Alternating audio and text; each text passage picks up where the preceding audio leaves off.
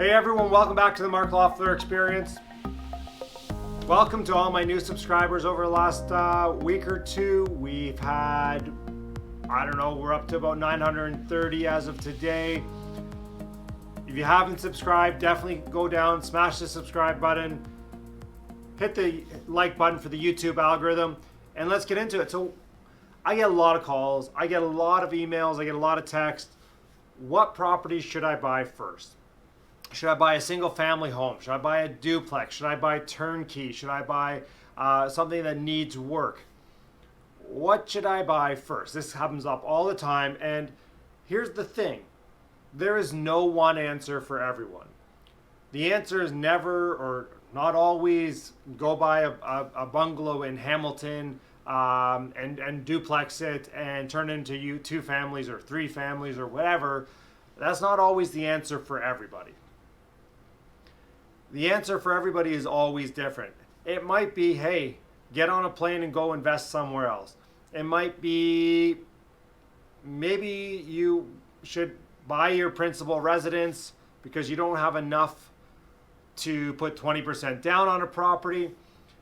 There's so many factors to take into when considering what you should be doing first. So some of the factors I look into: number one, should you be investing in real estate to begin with? Are you cut out to be a landlord? And that's different in different places, number one. In Ontario, are you cut out to be a landlord and deal with all the landlord-tenant crap and have the tenants be favored over the landlords and almost everything? Maybe, maybe not. I mean, to me, it's an opportunity. But yet you still have to sit down and say, well, am I going to be the landlord? Am I going to be the property manager? I'm going to hire a property manager? This is going to affect what kind of property you're going to buy and your return, of course. So are you cut out to be a landlord? Now we're going to talk about down payment.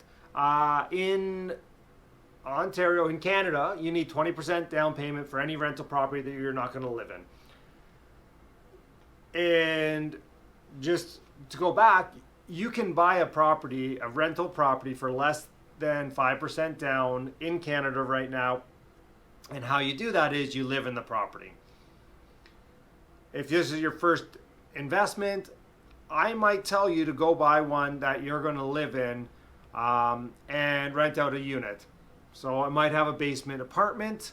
It may say you're single and it has 3 bedrooms or 4 bedrooms. You may rent out each of those bedrooms and rent out the basement to provide the income to be able to afford that property.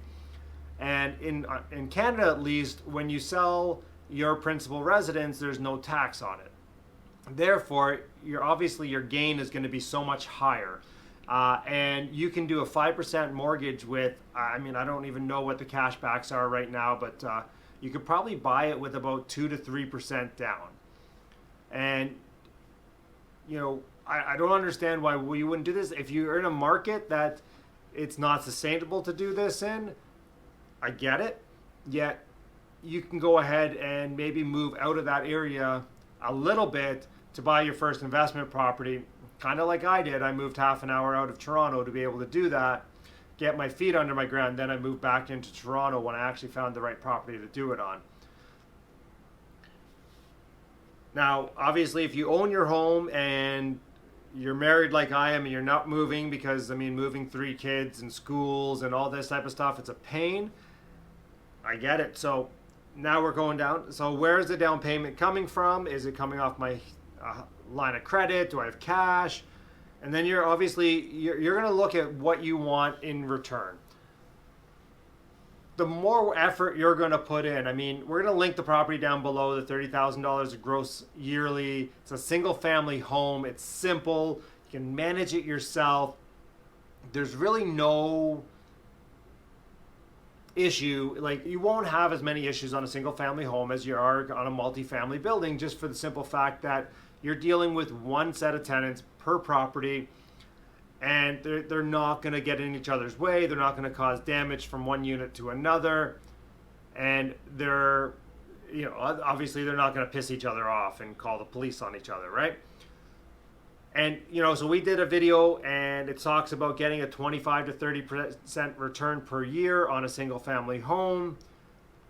I mean, if to me, 25 to 30% a year is decent. If you can do that, and in 2.5 years, you're basically doubling your money because we got the rule of 72.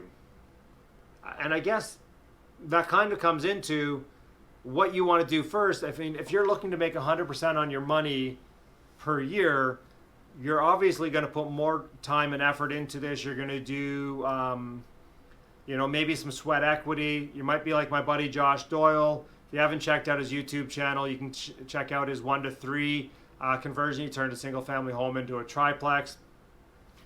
And, that's what he's doing. He's putting a lot of sweat equity in. He's there. He's at the property. He's running it. He's the contractor on it, and he's building out that property. Yet again, he's going to make 100% return on his money in a year. It's again, how much work, how much time do you have, right? For Josh, this is his full-time job now. Yet, do you have a successful career, that obviously pays your bills, gives you a little bit of extra money to invest? Maybe that's why you're going turnkey. And why I'm flip-flopping around here is I'm trying to give you the consult that I would give somebody else, right? I'd go through the questions like, great, do you own your personal residence? Yes, no. Do you want to use that personal residence for investment purposes? Yes, no. Great. Number one, how much work do you want to do in this? Are you working 90 hours a week right now and don't want to have too much of a side hustle, yet you know that real estate investing is a good investment? Awesome. For you, that's definitely a single family home. Or the other option is you go and joint venture with somebody like Josh or somebody like Ian Zabo or Mandy Branham or Quinton D'Souza, and you go and joint venture with them, and maybe that's the way you go. And and then it's like, okay, take a step back now, or do I want to become Josh? Do I want to become a Mark or a Josh where I'm out there and I'm investing, and I have other investors who invest with me to go do these deals? And now you're like, okay, so maybe you need that higher return to be able to show that investor I'm worth the sweat equity that the money that I'm making on this deal, because I'm going to go do all this stuff. Again, so these are the steps I take. So, okay, great. So now I've eliminated my single family guys. So it's like, okay, I'm a handy guy, and it might still be single family, yet it might be buying something that needs a little bit of work. And who should be buying something that needs a little bit of work? Well, it's obviously somebody who wants a higher return, yet wants to put more time and effort into working at the property or working on the property, or has the team in place to work at the property. I have this conversation a lot as well, is I live in an expensive area, say Toronto. I can't afford to buy a home in Toronto. I'm renting my home in Toronto. So maybe I can't buy, yet I want to invest in real estate. There's nothing says that you have to invest where you live. I mean, I'm looking in places like Moncton right now. I'm looking in, Nova Scotia, Saskatchewan, because I want to build up a bigger portfolio of rental properties that obviously cash flow and have a good return. And number two, sometimes the landlord rules are more favorable. That's why, they're not more favorable yet. That's why I went to Cornwall, Ontario way back when, is because the cash flow was unbelievable. I was buying a $70,000 fourplex that was cash flowing $500 to $700 a month. Now you say you can't get that in Cornwall now. I'm like, yes, no, you can't. Yet you can still find places in Canada where you can get that. I'm also obviously looking in the States, because again, there's just that much more opportunity to get those cash flowing properties, and it's just a diversity play for me as well. I own a lot of property in one specific location, so therefore, if I can expand that and go to other locations, it works for me. Anyways, back to what you should be doing, not what Mark is doing.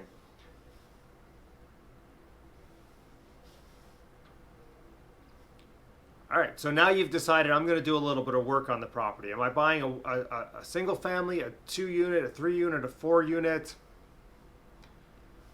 And again, it comes down to how much time and effort. I mean, it's more effort to take a 1 to a 3 than doing, say, a duplex conversion on the mountain, or buying a dilapidated 4-unit and getting it vacant and just doing the repairs on it, or adding 1 unit to it. How do you make that decision? Again, it comes down to the return you're looking for. It comes down to, are you looking to become a full-time investor? Are you just doing this because you know that real estate investment will give you a great return on your money and you want passive? So you're going to be an active or a passive investor? That's probably the number one question before I get into, I mean, that's, again, do I have the career? Do I want to spend a lot of time on that, the active or passive? So guys, ask yourself these questions. How much time do I want to put in? What's the return on investment I'm looking for? Am I putting the money in? Do I have an investor that's putting the money in? What kind of down payment am I putting into this property? And can I get a better return somewhere else? Or is 25 to 30% more than I'm making on, say, my mutual funds? All right, guys, that's the show for today. If you guys liked the video, smash the like button for the YouTube algorithm. If you disliked it, double smash the dislike button for the YouTube algorithm. Comment down below. Let me know what you're buying. Are you looking for single family? Are you looking out of province? What city you're looking to invest in? I'm always interested in what everybody out there is doing. So comment down below. Thanks, everybody. Oh, next video is going to be on hacks to pay off your mortgage early. I know that we put out a video last couple weeks ago and we got a lot of comments about specifically how to do it. So we're going to be doing that on Wednesday. All right, guys, see you in the next one.